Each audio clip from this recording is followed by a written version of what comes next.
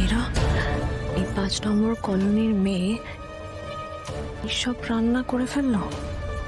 একে কিন্তু under estimate করা যাবে না মীরা।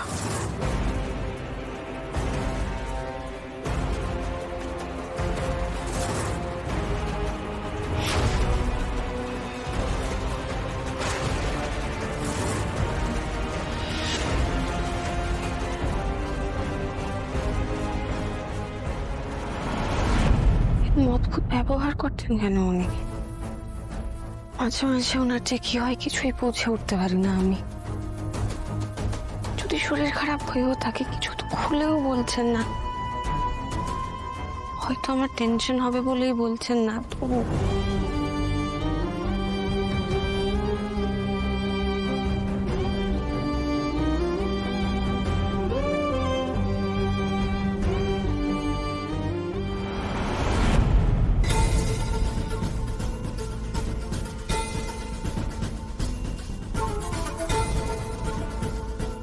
দরজাটাও বন্ধ করে দিয়েছেন।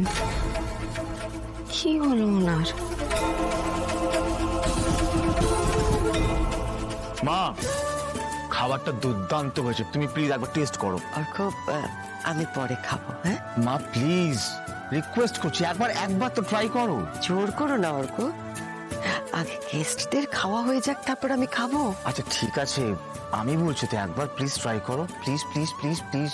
হ্যাঁ, একটু খেয়ে দেখুন মিসেস সিংহ রায়, আপনার বড় বৌমার হাতের রান্না খুব ভালো।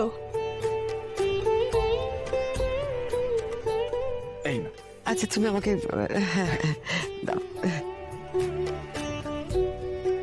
কি কেমন?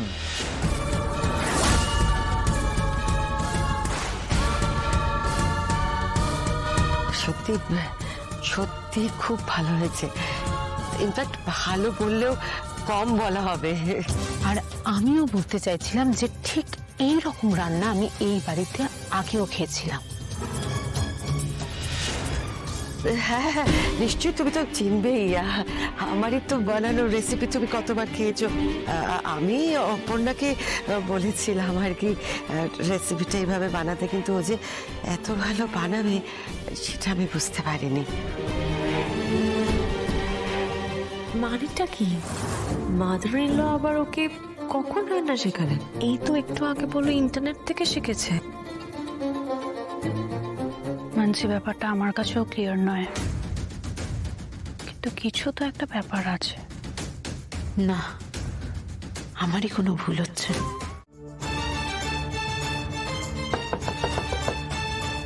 আজো আজো দরজাটা খোল।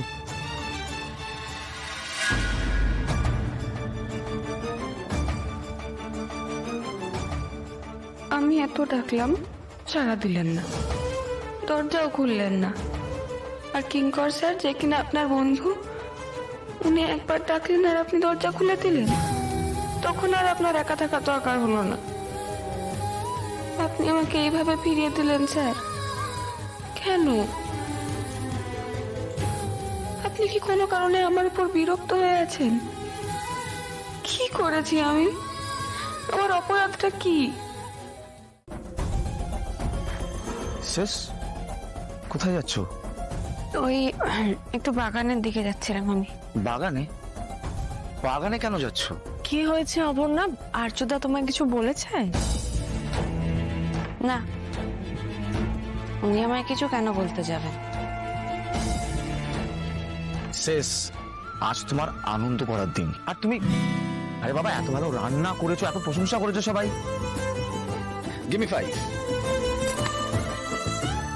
কি হচ্ছে সব? কি হচ্ছে? কেন হচ্ছে? আমি কি দেখছি সমস্ত? এটা তো অর্ক আর রাজনন্দিনী করতো। অপর্ণা সেই একই রকম ভাবে হাত মেলাচ্ছে ওর সাথে।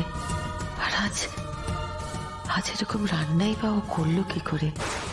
সবকিছু আজ এত বছর পরে এরকম করে মিলে যাচ্ছে কি করে হচ্ছে সব? কি করে আমার ভালো লাগে না কথা বলতে। আমি এমনি ডিস্টার্ব আছি, প্লিজ কোনো কথা বলিস না।